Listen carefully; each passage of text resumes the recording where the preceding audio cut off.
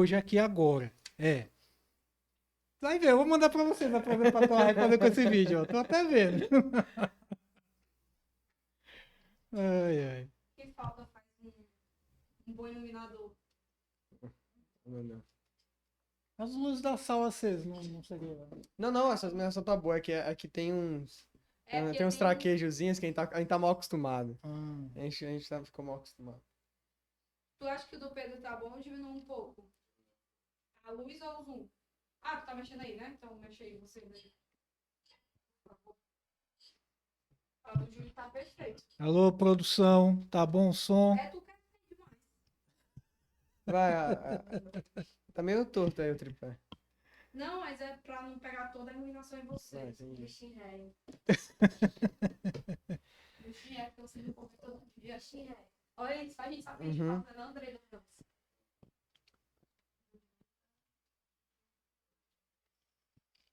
O Pedro é o PT, ó. Ah, é? É. Se eu souber que eu tô com 8 anos segurando pra bater no PT, ele vai sair todo moído aqui. Tá bom, tá rosa, tá pro sol. Roxo.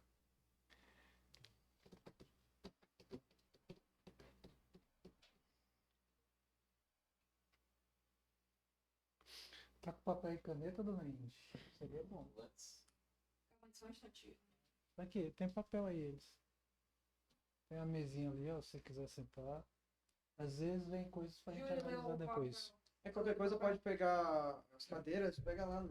Vou pegar, peraí, Júlio Ah, tá. vai. Olha o meu papel. Valorização, salário, periculosidade, escala 2472, acabar com os assédios e perseguições veladas, reestruturação do sistema socioeducativo do Estado do Ceará, chamar cadastro de reserva, precisa mudar a lei 16178/16, blá blá blá blá blá blá e por aí vai. Viu, dona Ide? Tem papel aí, caneta. Que eu Eu vi. não sou Holanda. Se quiser anotar alguma coisa, Eu sou um pouco perfeccionista com essas coisas. é bom. Tem como competir com a Holanda. Deixa eu botar umas cadeirinhas pra vocês ficarem juntos. O candidato a Senado de vocês, Pedro, ele é o quê? Professor, é? Ah, é bom. Mas apresentou em dispositivo do Sara. Ele reduziu pela metade a violência na calcária. É bom que já tem um viés com a gente. Com a gente. Não, a gente segurança socioeducativa que tá lidando com bandidos, bandidos. Quantos adolescentes ele deve ter passado na delegacia? É. Sim, é bom.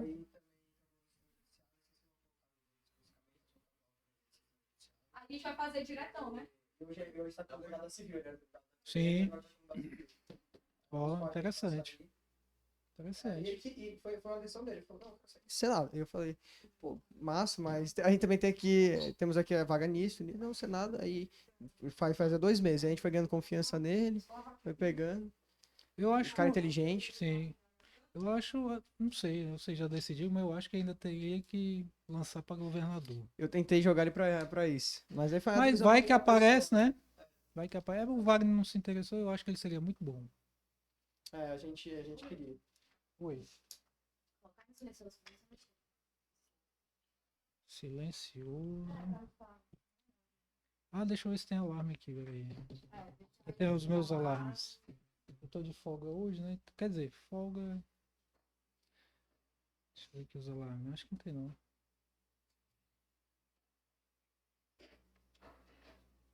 (16h30).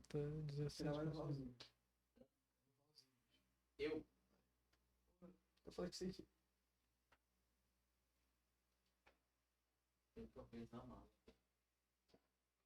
Pelo amor de Deus, André. Eu dormi 8 horas no museu.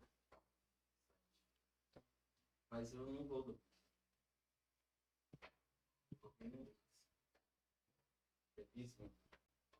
A da rodoviária? Te deixa lá. Hã? A gente deixa lá. Mas me veio uma ideia, o que foi que eu ia falar. Peraí, deixa eu lembrar o que era, que é tanta coisa. Mano. Deixa ela vai acordar 5 da manhã pra fazer isso. Não, no Lucas. Não, mas eu tô aqui em casa pegando isso. Sim, a gente passa lá depois. Eu vou tentar entrar em contato, que faz tempo que eu falei com ele. Viu, Abraão? o Cristiano Torres, que é o presidente da FENAS, Federação Nacional do Sistema Sim. Socioeducativo. Já ouviu falar dele? Não, mas. Eu não sei, eu acho que ele deve estar apoiando algum deputado lá para Eu vou reeleição. sair antes do e-mail. Eu Tá. vou no jantar lá do Coco Bambu, mas aí depois eu me encontro com Tá. vocês no Vitor Hugo. Tá bom. Ó, Júlio, eu vou deixar água aqui pra ti. Eu tinha até O Pedro não tá. bebe, mas eu vou deixar pra ti, porque eu sei Eu que vou tá ruim da beber. garganta. Tá aqui, ó. Eu tinha deixado aqui um melzinho. Certinho? Eu não sei. Pedro, orientações. Eu acho que é bom começar perguntando por que ele decidiu entrar. Não, vamos fazer um beabá, porque tem muita gente que não entende nada disso. É. Então a gente começa com beabá e Perguntando depois. Que é o É, sistema Mas socioeducativo. não- que é o A gente sistema- deixa fluir também um pouco, Ok, porque se a gente ficar com perguntas também muito Tá. certinhas, não vai nem dar um corte perfeito. Deixa. Ok. Ok. Podemos? Não precisa não. É estranho não fazer ao vivo. Quando você começa ao vivo, você. Só as começa, minhas né? lives eu faço ao vivo. 3h30. Bom, Que horas que vai sair isso aqui ou o pessoal poder assistir a hora que quiser? Como é que é? A gente bota pra sair hoje e aí já passa pra Ingrid, pra ela ter material de corte. Porque ela tem que fazer os cortes na Ingrid. Aí, por exemplo, a primeira pergunta aí vai falar do o que é. Ela já joga esse primeiro corte. Tá. Vai sair no Sem Arrudei então, né? Nas redes? do Sem Arrudei? aí eu posto no Sócio Educativo em Ação que distribui na categoria, né? Vamos primeiro gravar, ver como que fica. Isso. Vamos lá, então. Olá a todos, estamos aqui em mais um programa do Sem Arrudeio, hoje com um cenário um pouco diferente, porque a gente está num modelo diferente, né? Geralmente vocês sempre me encontram aqui para a gente discutir os temas da política local, as manchetes e tudo mais, só que hoje vai ser um pouco diferente. Hoje eu não estou no papel de estar sendo entrevistado, na verdade hoje eu estou entrevistando, eu trouxe aqui um grande colega, um parceiro, agora também um parceiro de movimento, estou aqui com o Júlio, que vai dar uma aula para vocês. Hoje eu também estou aqui para aprender com ele, né? Então, hoje nós estamos aqui entrevistando e eu quero que você se apresente, Júlio, para todo mundo. E é um prazer ter você na missão conosco. Gratidão, boa tarde a todos. Meu nome é Júlio César, tá certo? Eu faço parte do Sistema Socioeducativo do Estado do Ceará. Atualmente eu trabalho como agente de segurança socioeducativo, tá certo? Recentemente eu me filiei ao Partido Missão. Um prazer muito grande ter conhecido vocês. A gente se identificou, tá certo? Vimos que tem um pessoal aqui que realmente é de luta. A gente já tem um histórico de 8 anos numa categoria que, de certa forma, ainda não está totalmente reconhecida, mas a gente está em busca disso. E estamos aqui para ter esse bate-papo, esclarecer a sociedade como um todo da nossa história e as perspectivas futuras. Tem um negócio que é interessante. Acho que hoje o partido está crescendo muito, está aparecendo muitas pessoas da área de segurança pública, né, pra gente, né, Sim. de todas as profissões possíveis dentro dessa área.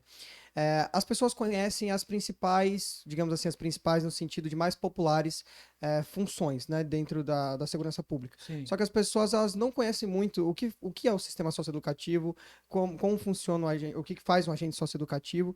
Isso é muito legal, se puder explicar para o pessoal, até mesmo eu tenho essa curiosidade. Certo, vamos lá. Vamos partir de um processo histórico. Tá? Ao longo do tempo, a sociedade brasileira ela precisou de pessoas que fossem trabalhando os jovens em geral, né?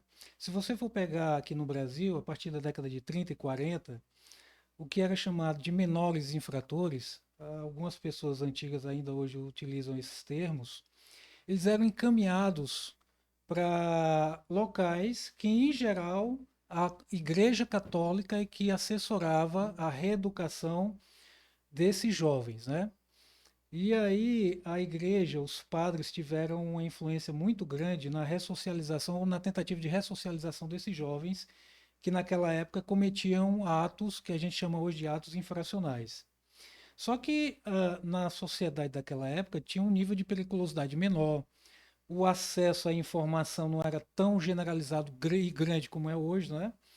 E ao longo do tempo, o nível de periculosidade e das ações infracionais desses jovens foram aumentando, né? Chegando a níveis que hoje a gente considera alarmante. E aí, na década de 60, final da década de 60, foi criada a FEBEM, né?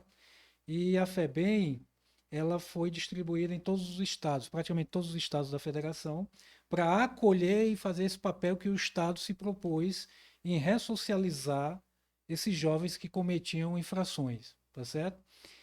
Quem pesquisar aí a história do processo da FEBEM vai ver que não deu muito certo. Na verdade, era um depósito de seres humanos menores de idade e não tinha, o Estado brasileiro não tinha uma legislação ainda A propriamente FEBEM é a mesma fechada. coisa que a Fundação Casa? A Fundação É. Casa é uma unidade da FEBEM antiga. Entendi. Sim. Hoje, que a gente vai explicar como é que se chama hoje, a Fundação Casa foi uma das primeiras, lá de São Entendi. Paulo, né? Hoje a gente chama de sistema socioeducativo. O Brasil, como um todo, usa esse termo, né? Ou seja, a FEBEM foi extinta. E aí, com o advento do ECA, que é o Estatuto da Criança e do Adolescente, e do SINASE, o Brasil, a federação, começou a trabalhar a organização desses processos e procedimentos para lidar com pessoas menores de idade que cometiam atos infracionais. A gente fala ato infracional, que é uma questão jurídica e regimental, digamos assim, de definição. Um menor de idade ele não comete crime, ele comete ato infracional. Mas ao pé da letra você vê que Sim. é a mesma coisa, né? É só uma questão de definição. O sistema socioeducativo ele está em evolução. A gente aqui faz parte do sistema cearense, mas ainda há um processo de melhoria que precisa ser trabalhado. E não somente o Estado tem que estar à frente disso. Isso nunca deu certo e não vai dar certo. Os profissionais têm que procurar o seu protagonismo para justamente trabalhar essa melhoria do E quais sistema. são os profissionais que trabalham dentro desse sistema? Eu sou agente de segurança socioeducativo, né? Aqui no Ceará nós somos 964. Associado a esse grupamento de agentes de segurança socioeducativa, você tem os técnicos, que são compostos por psicólogos, assistentes sociais, você tem enfermeiros, você tem professores, você tem pessoal da área de saúde, psiquiatras, tem visitas médicas, tá certo? Então tem todo um contingente de profissionais que está voltado a um trabalho que a gente chama de socioeducação, né? Mas ainda tem muito o que melhorar, principalmente a valorização que a gente vai falar um pouco aqui já já, né, dessa questão da valorização como um todo. E esse conjunto de profissionais é o que a gente chama de sistema socioeducativo. Esse trabalho conjunto faz essa questão de ressocialização, ou tentativa de ressocialização desses adolescentes que cometem atos infracionais. E um negócio interessante é que vocês são os agentes que, talvez, dentro da segurança pública, se exponham mais em contato com os criminosos. Né? Porque vocês têm que ficar É, um bom tempo olhando na cara dele e conversando Pedro, com os agentes, né? esse é muito interessante, isso é do nível de uma peculiaridade que somente o sistema socioeducativo tem. Por quê? Você está lidando com a base. Eu vou pedir licença da palavra, a base do crime. A base do crime são os jovens. Sim. Aqui no Ceará, infelizmente, a gente está com a polarização de uma das facções, né? Aqui todo mundo sabe qual é, eu não preciso ficar citando. Infelizmente, a gente está sendo dominado por uma facção que está cooptando e vai continuar cooptando esses jovens que não têm o apoio do Estado, como deveria ter, e isso é falha do Estado, e isso é histórico, e esse processo está reverberando e repercutindo negativamente na sociedade. Muitas pessoas não têm assim, o conhecimento que nós temos do que realmente está acontecendo na sociedade, especificamente aqui no Ceará. O sistema socioeducativo do Brasil como um todo precisa de uma revitalização, precisa de um reaparelhamento. Inclusive tem PEC tramitando aí para melhoria dos profissionais, né? Então isso a gente tem que trabalhar na base, porque se você não trabalhar na base, você vai ficar retroalimentando esse processo do crime. E quando há um domínio de uma facção, isso é ruim. É até meio complicado a gente falar isso, mas é baseado em fatos. Quando tinha as outras facções brigando entre si, você tinha aí, digamos assim, uma defesa em relação a esses profissionais, porque lá, dentro das unidades socioeducativas, que não deixam de ser Uhum. prisões também, eles ficavam se digladiando entre si, Sim. uns contra os outros, e a gente tinha o papel de mediar os conflitos. Quando você polariza em uma das facções, quem é que vira o alvo? Os profissionais. A peculiaridade do sistema socioeducativo, os agentes de segurança socioeducativos, eles são equiparáveis em função como os policiais penais. E é tanto que a gente tem uma PEC aí tramitando para transformar, colocar a gente no SUS, que é o Sistema Único de Segurança Pública, que é o certo. Na prática, todo socioeducador ou agente de segurança socioeducativo deveria estar na segurança pública. A gente lida com um público que ainda é passível de mutação. Se você pega um jovem que está naquele processo de formação psicológica, ele não está tão influenciado ou dominado pela facção, às vezes nem está faccionado, como eles dizem, ou batizado, é mais fácil você trabalhar um processo de ressocialização. Mas para isso você precisa que o Estado dê condições. E atualmente o Estado do Ceará não dá as melhores condições, não. Tem que melhorar em muita coisa.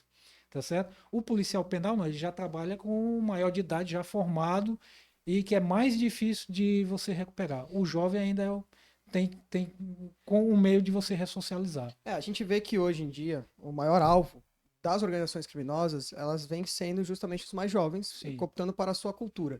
Né? Uma coisa que a gente comenta muito é que o combate ao crime organizado, antes o pessoal, quando o pessoal quer ganhar voto, ou quando Sim. as pessoas elas querem fingir que entendem e querem falar algo para poder crescer no meio, porque a gente sabe que o clamor popular hoje, não só do Ceará, como do Brasil, vem sendo problemas com segurança pública.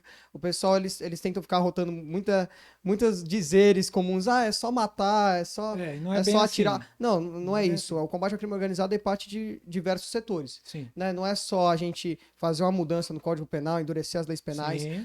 Também parte para a gente combater a cultura do crime organizado. Sim. E hoje a gente vê que a cultura do crime organizado, ela tá extremamente imponente. A gente pega ali, a gente pode pegar nas plataformas de música, por exemplo. A gente pegar o Spotify hoje, a gente vê lá as 5, 10 músicas mais escutadas no Brasil, são músicas monte de porcaria, fazendo apologia ao crime. É música de rapper, é música de funkeiro. E não é um problema de ser rapper ou funkeiro, mas rappers e funkeiros que fazem alusão, a apologia ao crime organizado. Isso. Né? Então, dentro dessas músicas você vê muito as pessoas ali, o cara comentando que se você entrar pro meio do crime, você vai ganhar um carrão, você vai ter a mulher mais bonita, você vai ganhar muito dinheiro.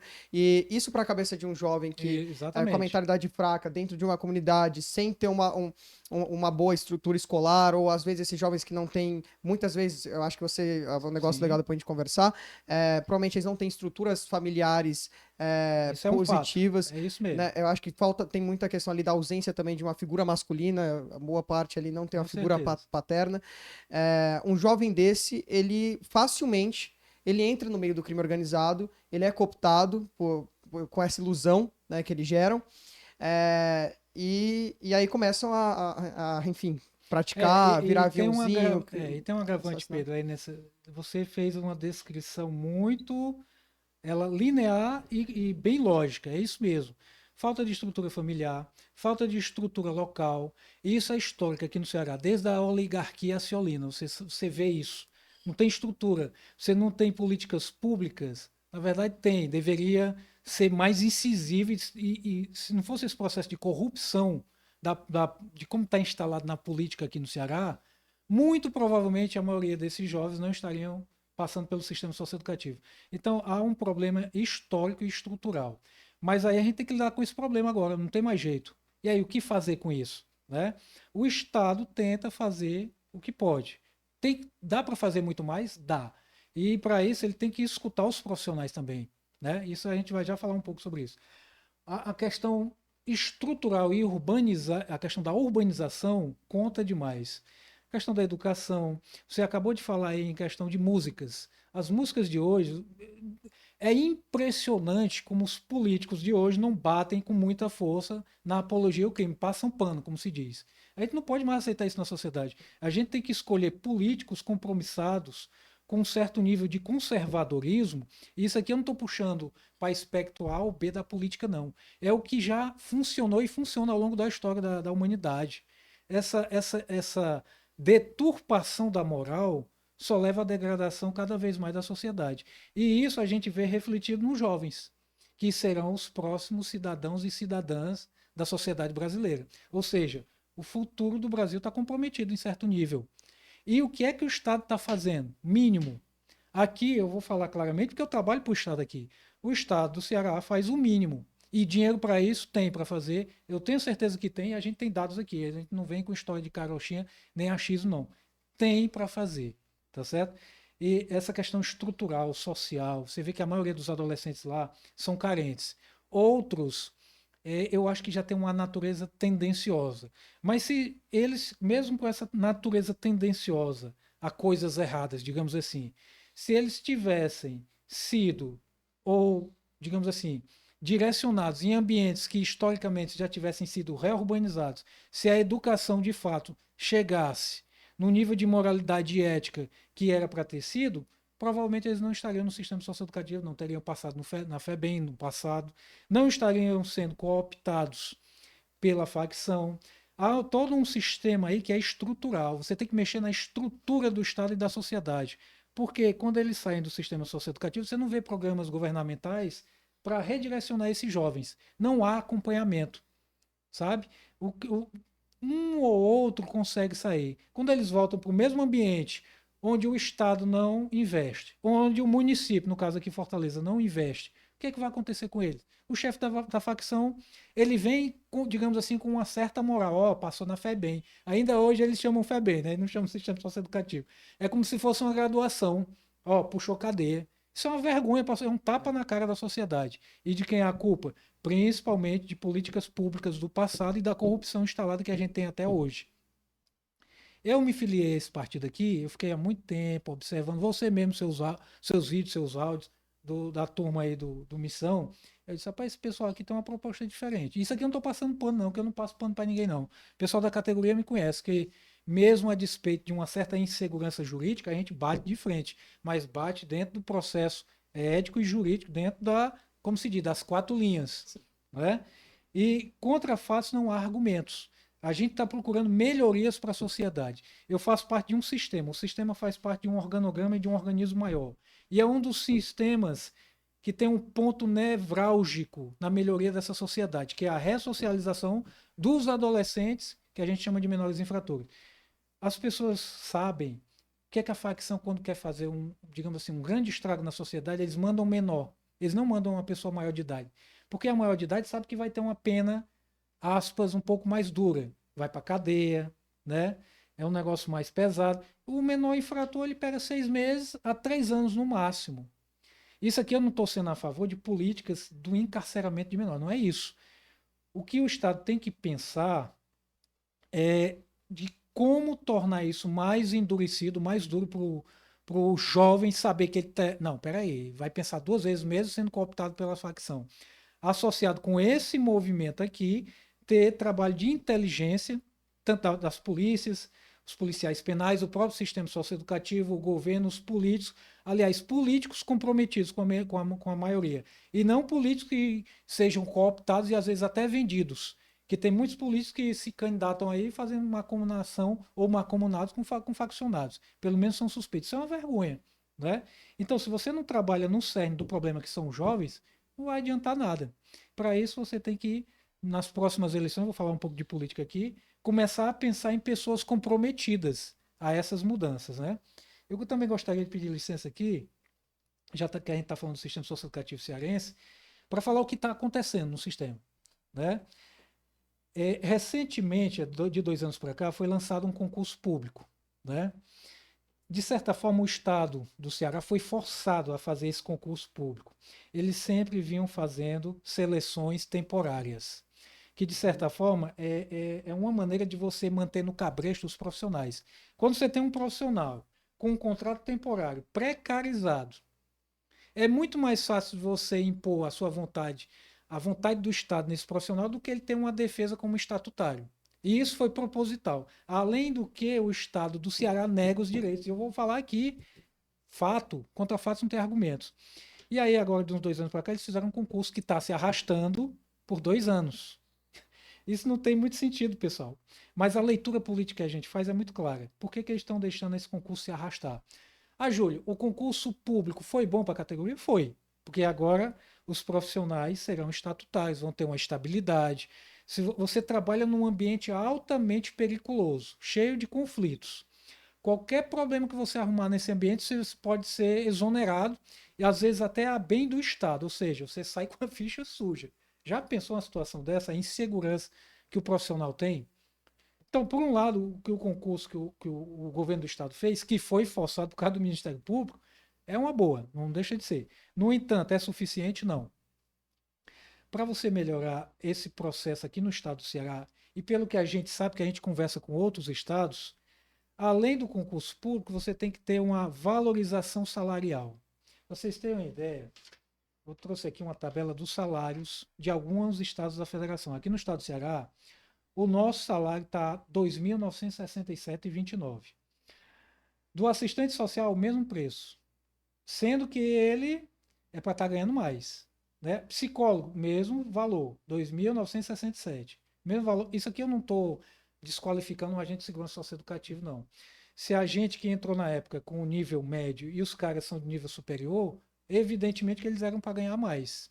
E isso o Estado aqui está fazendo tudo do mesmo jeito. Ó. Né? O pedagogo, mesmo valor, 2.967. Sabe o que é interessante, Pedro? E os demais que estão assistindo? É que o Estado do Ceará, a média salarial dos servidores públicos, vocês podem pesquisar aí no Google, dar um Google aí, é pouco mais de R$ 7.000. Isso quer dizer o quê? Que o nosso salário está abaixo da metade da média salarial dos servidores públicos, sendo que o nosso contingente é mínimo em relação aos mais de, sabe-se lá quantos mil servidores, que eu não lembro agora, acho que são mais de 200 mil servidores do Estado do Ceará, e a gente não representa nem 1% disso, com um salário abaixo da média. Se você pegar, por exemplo, o salário aqui, veja, por exemplo, Espírito Santo, 5.597. Mesma função da nossa. Você vem me dizer que lá é mais periculoso do que aqui? Não. Inclusive aqui, eu até trouxe aqui para vocês, a gente trouxe o Domingo Espetacular para cá. Foi a primeira vez que um grande veículo de comunicação como o Domingo Espetacular falou do sistema socioeducativo do Brasil, foi aqui no Ceará. Porque eles viram que aqui o caso é gravíssimo. Agora deu uma melhorada, eu tenho que reconhecer, sim. Óbvio que a gente tem que dar a César o que é de César, né? Meu nome é Júlio César, enfim.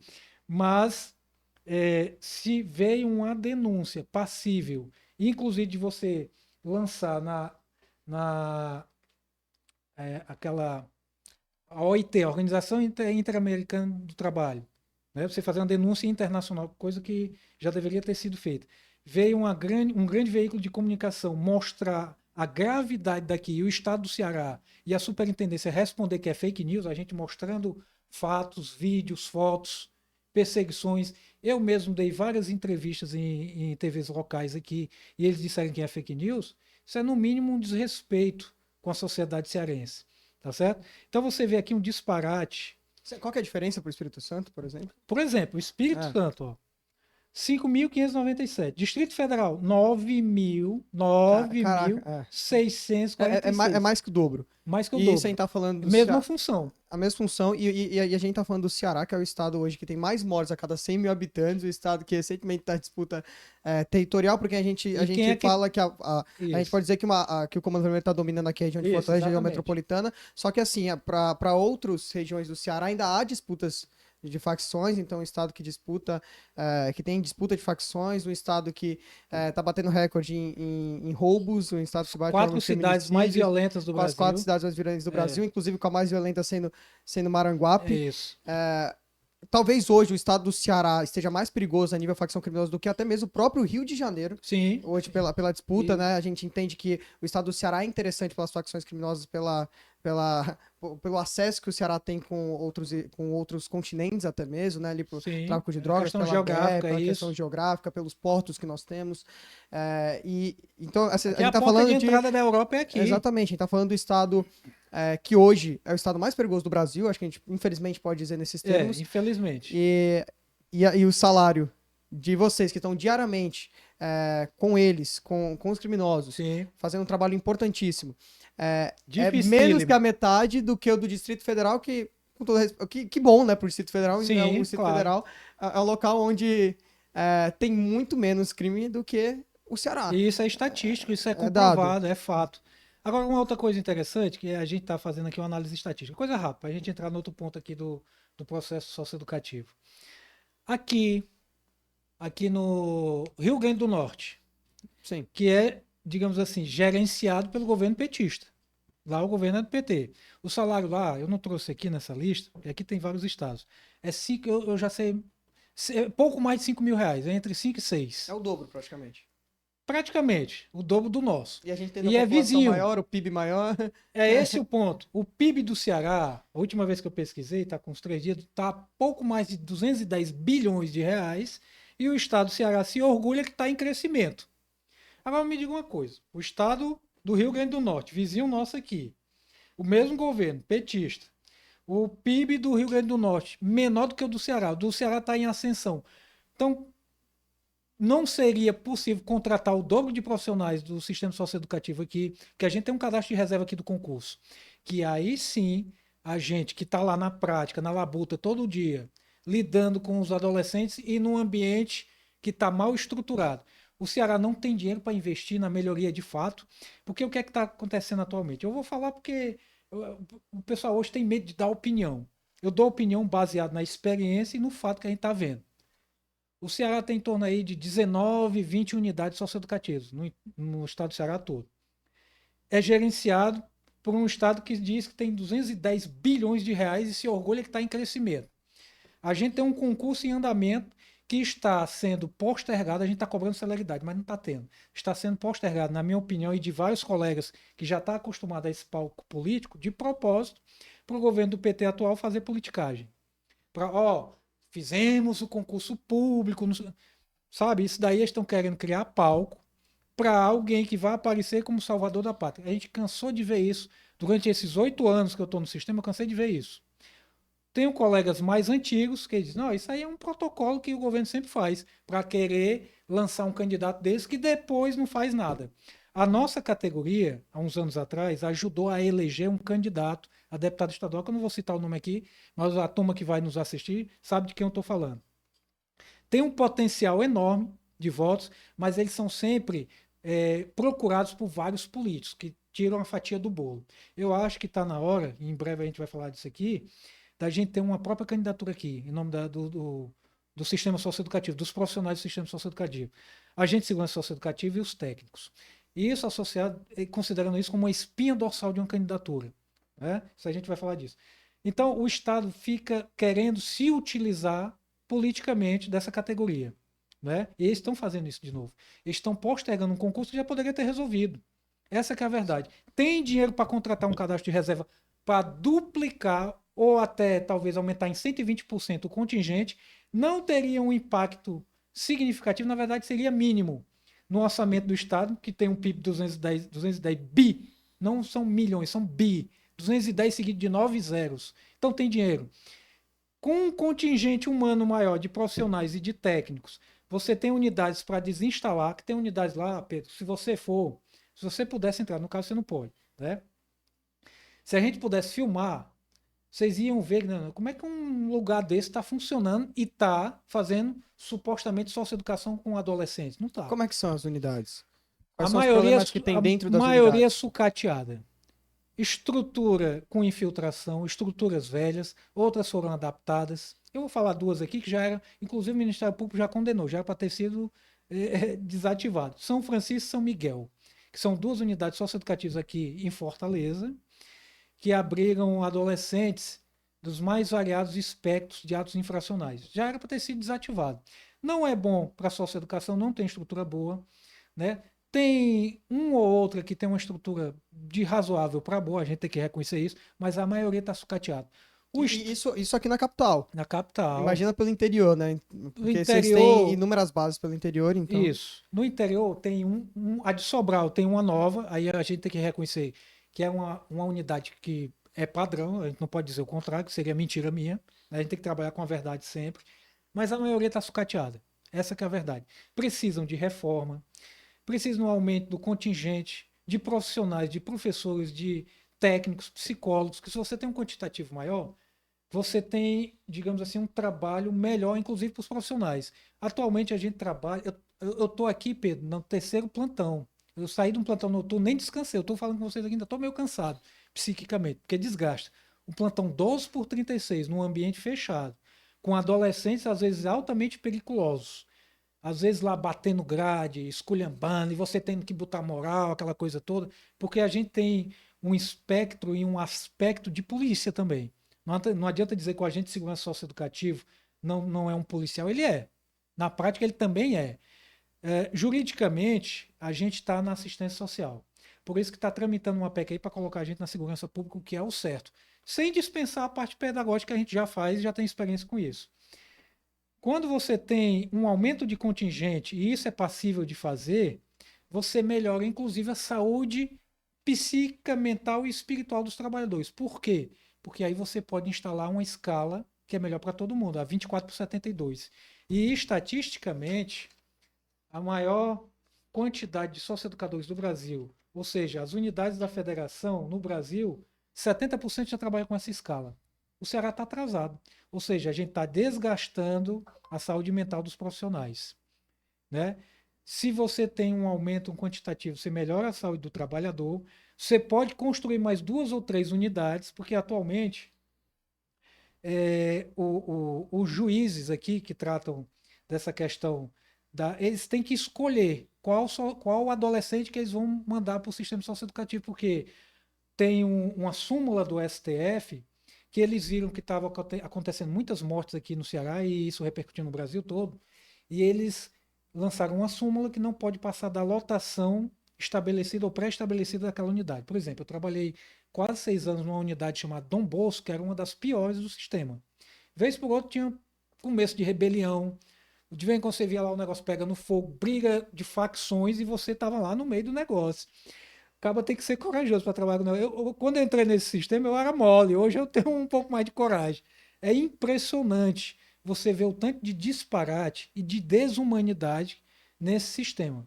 Hoje deu uma melhorada? Deu. Mas os direitos humanos, em geral, quando iam lá, só vinham lá do adolescente. Dos profissionais passavam vista grossa.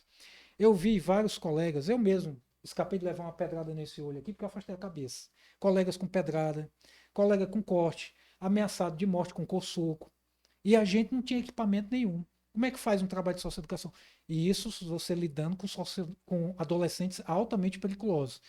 Júlia, você vai dizer que todos são altamente periculosos? Não.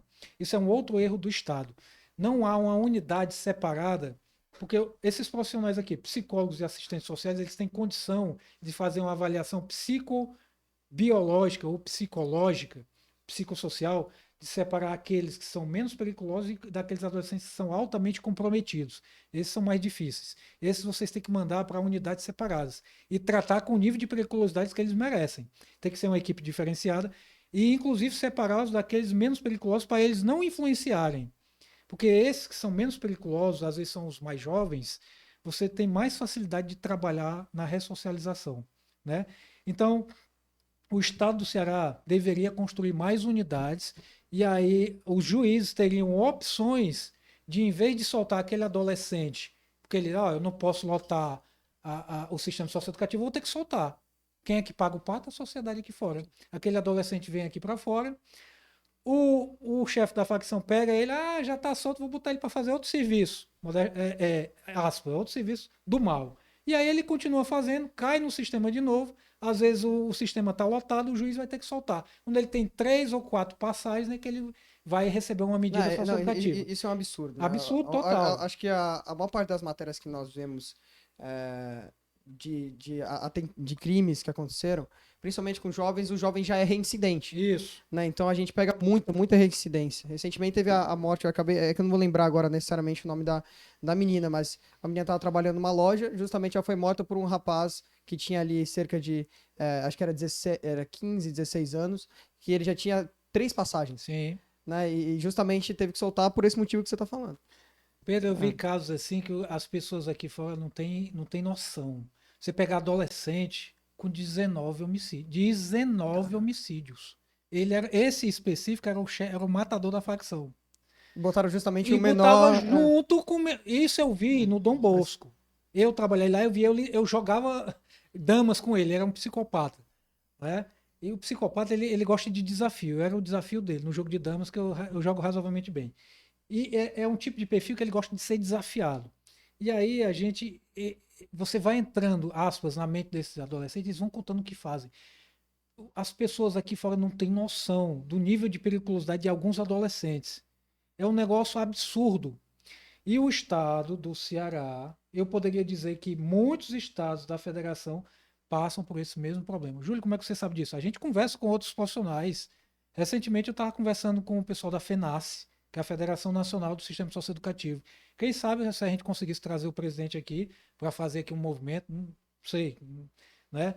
Mas assim, você já teve aí vários debates em variadas assembleias legislativas aí do Brasil afora, falando sempre do mesmo ponto. Essa problemática no sistema socioeducativo. E a esquerda fica passando pano por isso.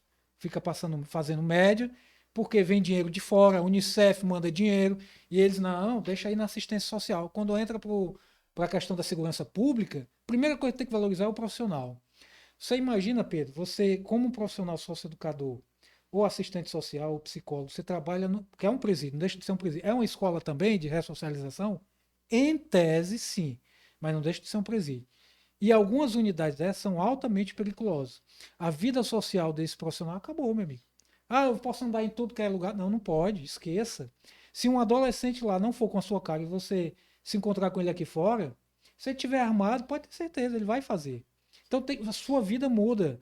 Aí eu pergunto aqui para a sociedade: 2.967,29 paga a liberdade de um profissional desse, porque ele vai ter que cercear a liberdade dele, não tem mais condição de andar livremente na sociedade. E ele está lidando com a base do crime, que efetivamente não está tendo efeito.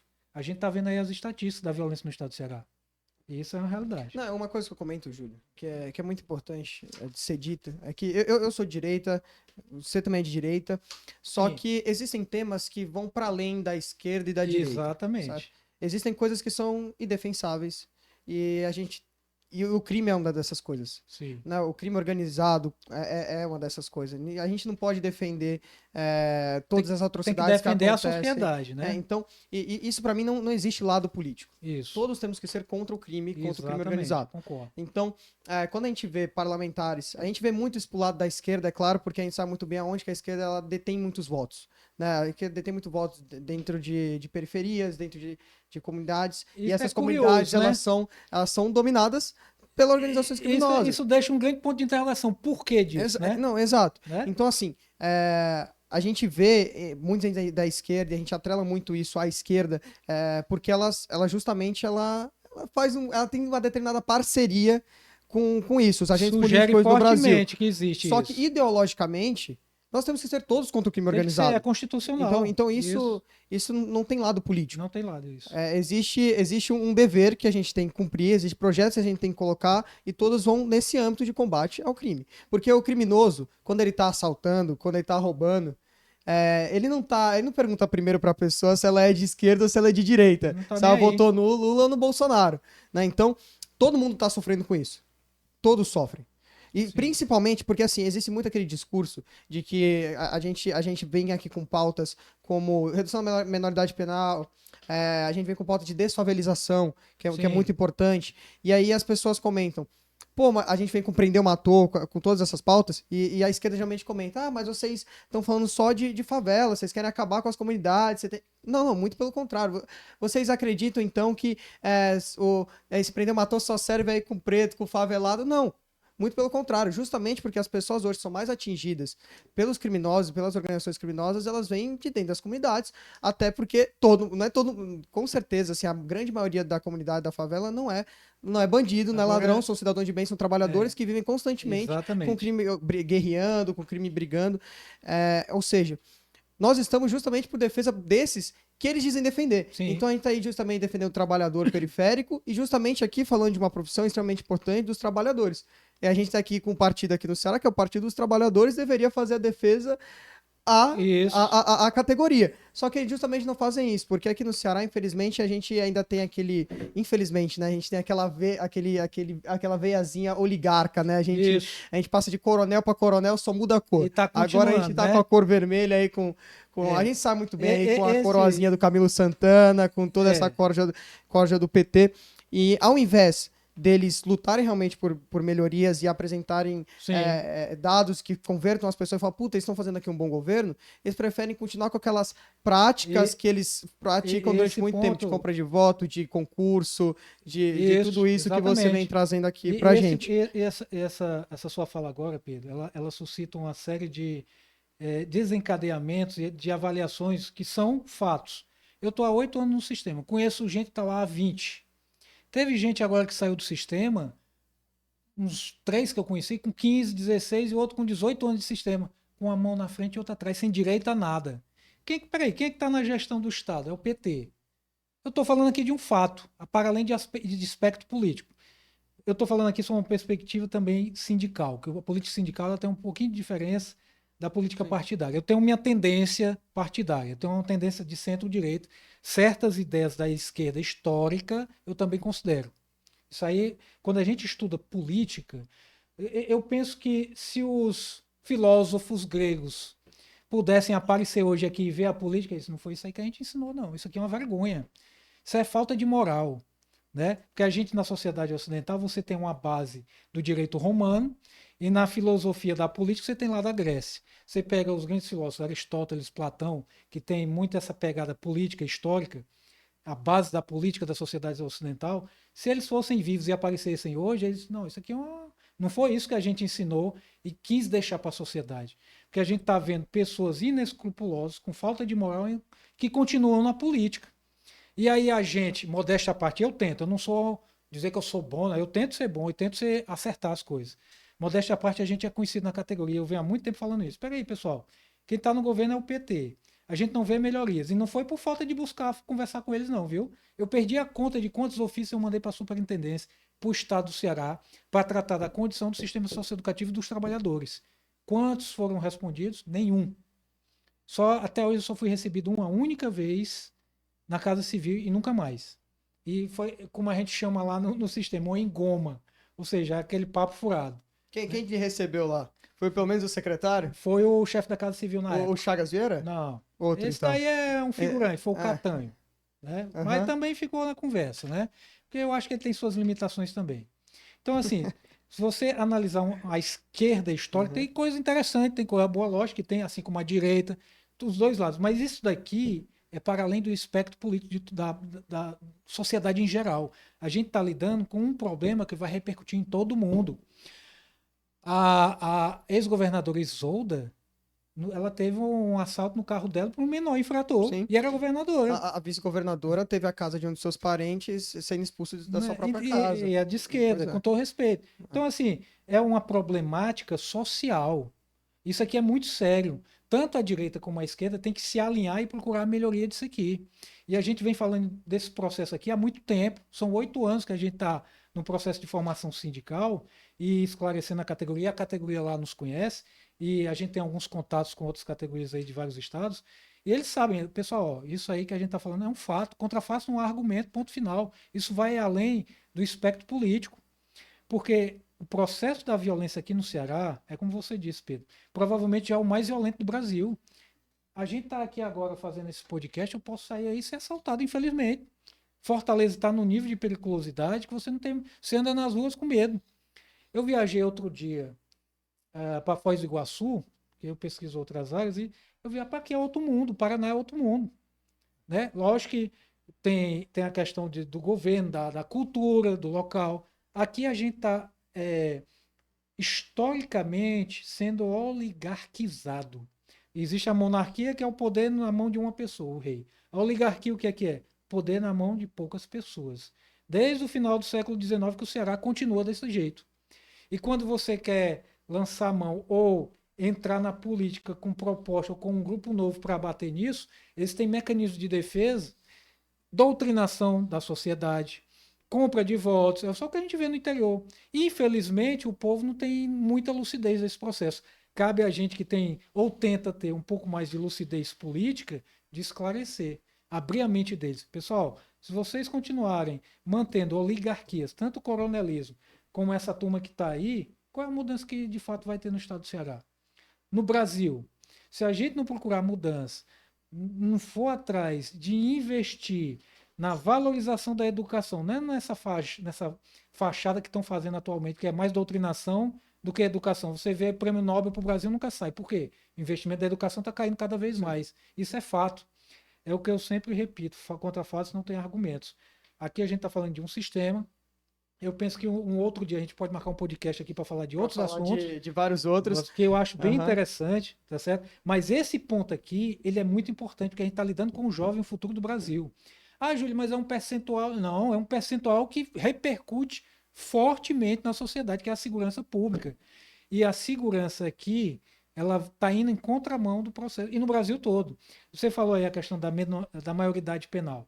Eu tenho uma certa ressalva, porque eu sou do sistema socioeducativo, e aí entra uma questão. Em países da Europa, você tem um nível de escolaridade mais alto. Se você tem um nível de escolaridade mais alto, você tem uma consciencialidade política e de entendimento do mundo diferente, não é?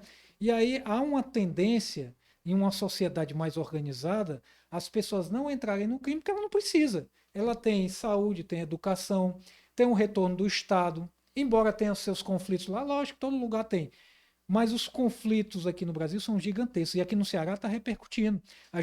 Essa violência excessiva, desvairada que a gente vê na sociedade cearense na atualidade é culpa principalmente de políticas públicas do passado incompetentes. Essa que é a realidade. Se eu estiver dizendo aqui alguma inverdade, me corrijam. Mas isso é um fato. Falta de urbanização, de investimento na educação, corrupção instalada.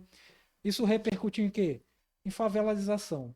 Aí a maioria desses adolescentes são de favela. Vez por outra você vê adolescente da high society, da alta sociedade, cair no sistema socioeducativo. Acontece? Acontece. Porque os seres humanos são suscetíveis às mais variadas experiências. Mas a maioria está ligada ao quê? A esse nível mais baixo da sociedade, que faltou investimento. E isso está repercutindo em todo mundo. Uma das coisas que o pessoal comenta, né? Eles falam, muita gente pensa que não é apenas questão de gestão, que um gestor ele não consegue mudar, que não é só vontade política.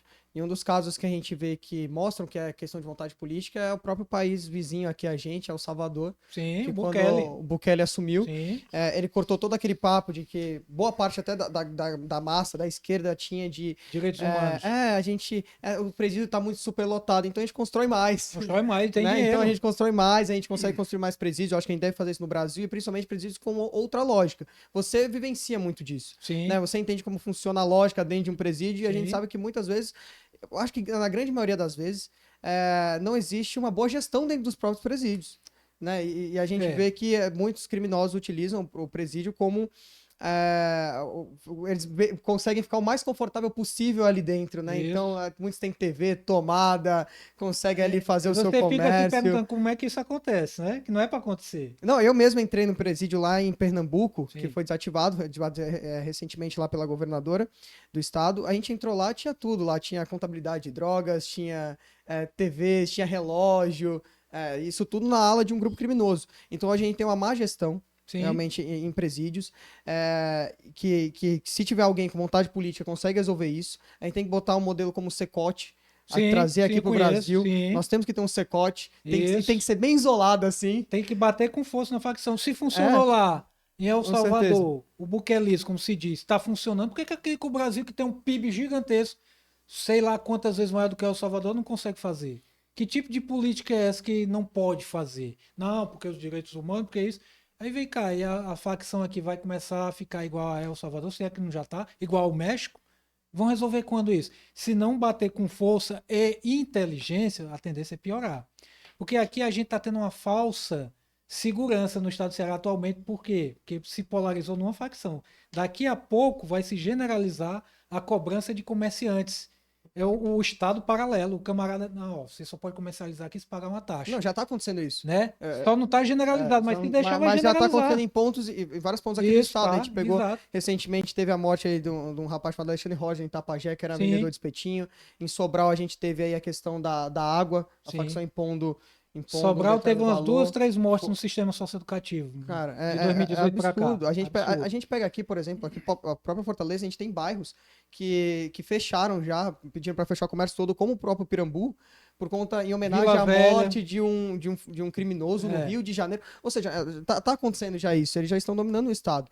E aí, uma resposta que eu tenho, até pega aí, Júlio, pega essa estatuazinha que tem aí. Todo mundo que vem falar, ela é meio pesada, mas todo mundo que vem falar pra gente de direitos humanos, a gente mostra essa mulher aqui. Sabe quem é, Júlio?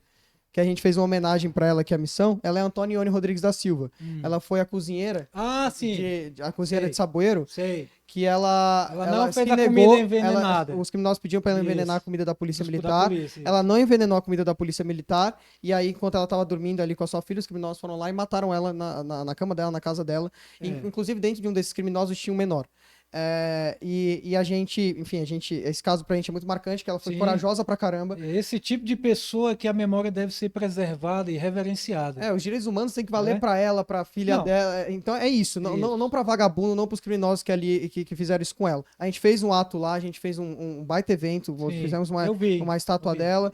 E eu acho que até a gente prometeu que quando a gente chegar no poder, que não é se, quando nós chegarmos, né, a gente pretende justamente criar um presídio justamente com o nome dela, para que todo criminoso possa todo dia acordar e se deparar com o marco que ela foi. Sim. Então, para mim, os direitos humanos ele tem que valer justamente para a filha da Antonione, que estava lá com 11 anos de idade, que agora perdeu a sua mãe, e não para esses criminosos que foram lá que assassinaram. Então, a resposta que eu tenho para essa galera que fala nisso é isso. A gente tem muito o que fazer, a gente tem como fazer, a gente vê que é questão de vontade política, e agora eu venho com a pergunta, né? Caso no futuro ele venha a ideia, que é o que a gente quer muito que aconteça, Sim. de sair algum cargo. Né? O Júlio, enquanto deputado estadual, enquanto deputado federal, o que ele faria de melhora para trazer de melhora para a categoria, para a segurança pública aqui no Ceará e no Aqui, Brasil, né? Porque com o federal. Sim, Pedro, aqui no Ceará, essa é uma ideia interessante, até porque no momento a gente está trabalhando a regularização do nosso sindicato. De fato, nós já existimos, a categoria sabe disso, das várias provocações que a gente fez no Ministério Público, inclusive recentemente tem uma denúncia aí em andamento em relação ao processo dos equipamentos que são os bariscan, né, do sistema socioeducativo, que é bom, é positivo, acabou com a entrada de drogas. No entanto, tem uma questão que tem que ser observada: o excesso de passagem por radiação ionizante dos profissionais. O bariscan é para ser utilizado para os visitantes dos menores infratores, né? Então, é uma outra questão que a gente pode tratar num outro debate. Né? Então, tem esse processo. A gente está nessa questão de regularização de um sindicato. Se a gente associar isso num ano eleitoral, uma candidatura, que você já tinha me falado em off, eu acho interessante, estou até pensando em aceitar, acho que vou aceitar, estou em 95%. Eu acho que é uma boa. Primeiro, você dá visibilidade para uma categoria que está esquecida. Nunca antes na história aqui do sistema socioeducativo a gente teve um candidato para deputado. A gente ajudou a eleger um deputado que nunca fez nada pela gente. Como é que a categoria vai cobrar um cara que não é da categoria, não sabe o que você passa, para lhe defender se por acaso ele ganhar? Mas vamos supor que não ganhe, né? Vamos ser lógicos, vamos supor que ganhe e que não ganhe. Não ganhando, você também sai com expressividade. Porque qualquer governo que vença, a gente não sabe quem vai vencer as próximas eleições aqui no Ceará, você vai sair com a expressividade perante a sociedade e a categoria. O governo que venceu, olha, eles lançaram um candidato a deputado estadual, olha, eles lançaram um candidato a deputado federal. Qual foi a quantidade de votos dele? Foi assim, assim. Olha, eles estão com um sindicato. Olha, eles conseguiram organizar e unir a categoria que antes eram, digamos assim, fatiados por políticos sazonais e aproveitadores, que sempre fizeram isso com a gente. Então, se isso acontecer, você vai ter uma união da categoria para agora e para o futuro, para outras lutas políticas e da própria categoria. Você tendo uma representação sindical e, ao mesmo tempo, numa candidatura, você sai fortalecido.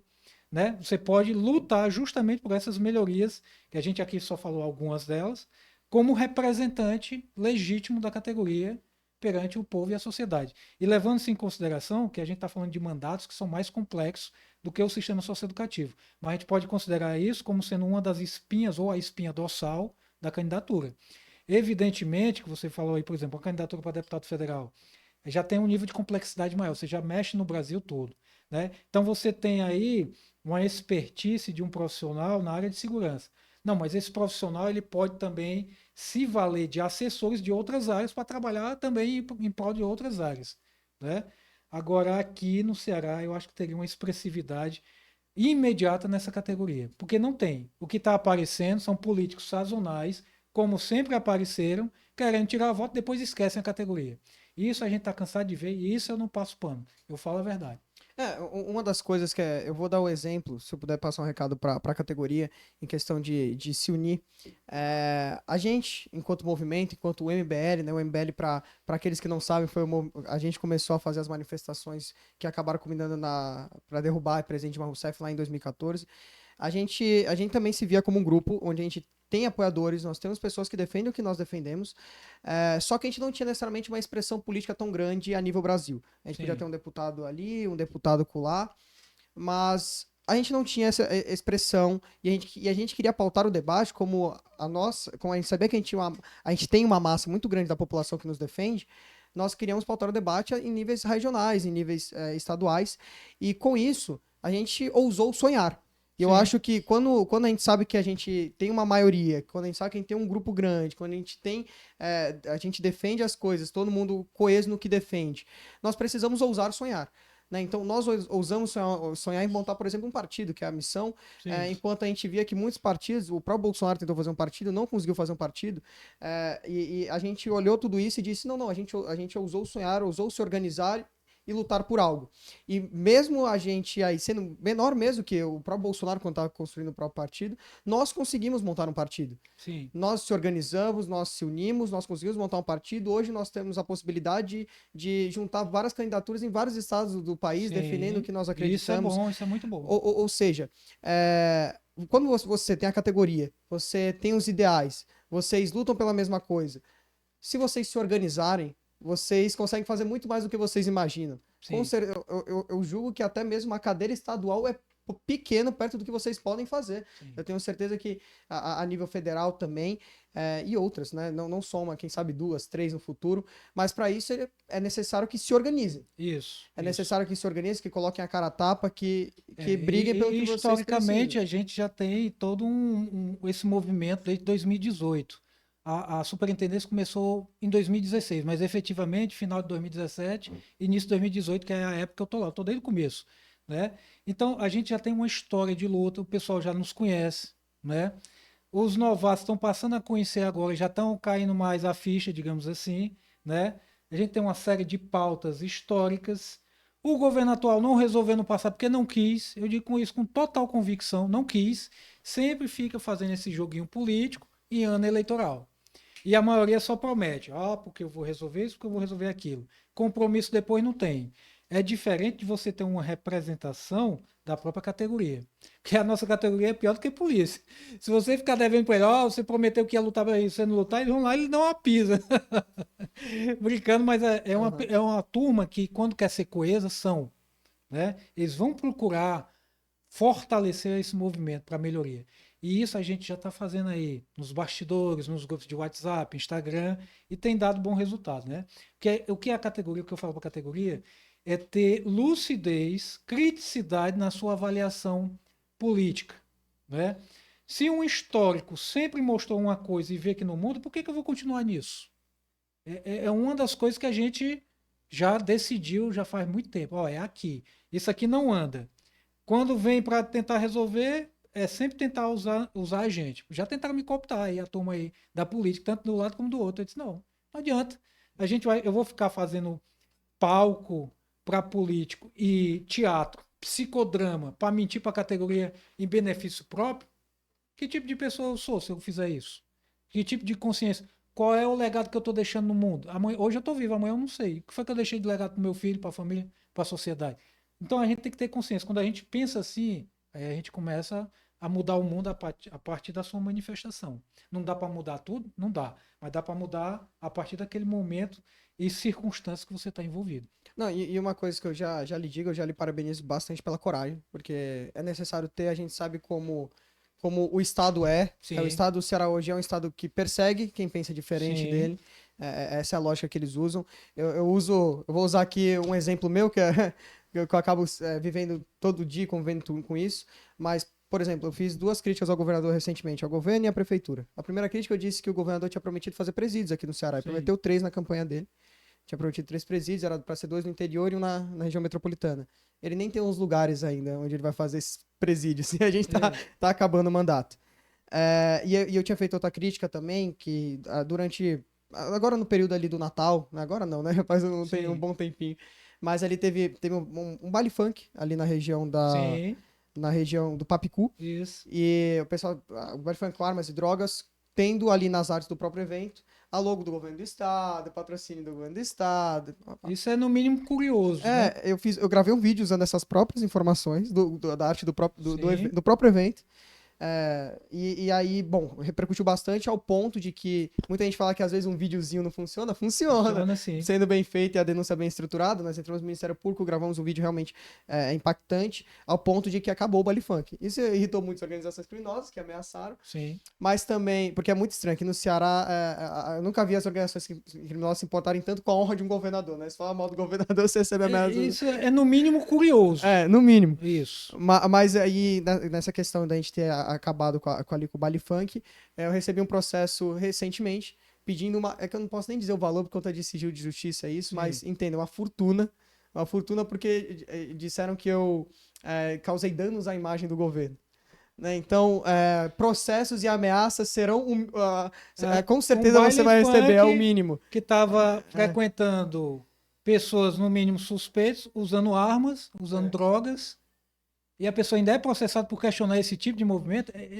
Uma coisa sem sentido total. Isso acontece comigo, mas você vai ser até mesmo muito pior, né? Então, algo que é louvável é a questão da coragem, e a gente precisa muito que as pessoas que estejam apoiando, né? Que concordem com o que o Júlio está dizendo aqui, é necessário que apoiem. É necessário que, no mínimo, apresentem para a família as propostas, o projeto. É necessário que compartilhem os conteúdos. Porque tudo bem se você não quiser mostrar a cara, a gente até entende. Né? Se não quer estar ali firmemente, tudo bem. Mas faça o dever de casa. Porque senão a gente vai seguir vivendo nessa mesma coisa. Então, apoie quem teve coragem. Apoie quem teve coragem de se mostrar. Isso é um recado que precisa ficar claro para todo mundo. Isso. E aqui, Pedro, só para a gente dar um fechamento, isso daqui repercute na sociedade como um todo. Está além de espectro político A ou B. Nós temos o nosso espectro político, eles têm os deles. No final das contas, a sociedade é feita por seres humanos. A gente está falando de violência, de repercussão seríssima na sociedade. E a base desse processo de revitalização e reestruturação, reorganização e reurbanização, para a gente tentar diminuir e, quem sabe, no futuro até acabar com a violência, passa necessariamente pelos jovens. E o sistema socioeducativo é o que vai fazer isso. Não tem pra onde correr. É isso. Não, com certeza. E vindo de um partido de pessoas muito jovens também, Sim. a gente entende que é realmente isso tudo que você está dizendo. E algo que eu deixo aberto é o partido para todos vocês. De verdade. Se quiserem trazer a categoria, vambora, vamos defender tudo isso. E olha que uma coisa que eu vendo bastante é que eu não só estou ajudando aqui na formação enquanto presidente estadual aqui do partido no Ceará, né? Acaba que eu também estou auxiliando outros estados do Nordeste, e uma coisa que a gente vê pelo Nordeste inteiro e aqui mesmo pelo Ceará é a forma como geralmente é tratado os partidos políticos. Né? A primeira coisa é que no Brasil são raros os partidos que tomam partido. Geralmente a maior parte dos partidos são do Centrão. Né? Eles são do Centrão. Aqui apoiam uma coisa e outro canto apoiam outra. Nunca tem um ideal próprio. Isso. Nós trazemos um ideal próprio e, principalmente, nós não vamos se vender, digamos assim, porque assim, já passou proposta, já passou oportunidades. Eu já recebi propostas, para mim, pessoais. Eu também recebi. Pessoais, propostas assim, me vê 200 mil por essa legenda deputado federal. Foi oferecido mais de 300 mil pro Senado pra gente. E isso é uma coisa que a gente se negou, justamente porque a primeira pergunta que a gente faz não é quantos votos você tem, na verdade é se você está defendendo e apoiando o projeto, e o que é importante aqui para o Ceará e o que é importante para o país. Então, eu vejo que você é uma dessas pessoas, e eu acredito que vai ser uma parceria grande, e eu abro as portas não só para ti, para toda a categoria aqui na missão. Muito bem, estamos aí dispostos a andar junto com essa parceria. Vamos em frente. Show de bola, obrigado. por ter vindo. Eu fiz o papel de entrevistador, eu geralmente, geralmente tô do outro lado, não sei se eu fui bem, Não, mas foi muito bom, aprendi pra caramba, de verdade. E você que tá assistindo, no Sem Arrudeio, sigam o canal do Júlio, é muito importante que vocês sigam o canal do Júlio, sigam o Instagram do Júlio, sigam todas as redes sociais dele, porque ele é um dos nossos agora. Pede pra seguir, pede pra galera seguir, Júlio, e é isso, um abração pra todos vocês. Pede pra galera seguir. Me sigam aí no Instagram. A gente tem um canal aí no YouTube chamado Sócio Educativo em Ação, que a gente já fez alguns vídeos relacionados a esse tema, aprofundamos, tá certo?